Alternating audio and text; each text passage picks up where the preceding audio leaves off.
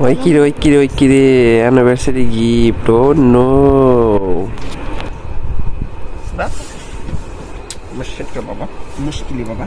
Wow nice.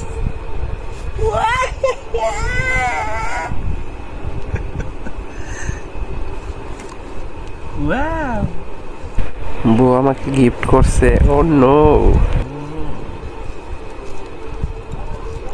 Gift তো পেয়ে গেলাম কিন্তু ঋণের মুখে পড়ে গেলাম। এখন কিছু একটা তো দিতে হবে অবশ্যই।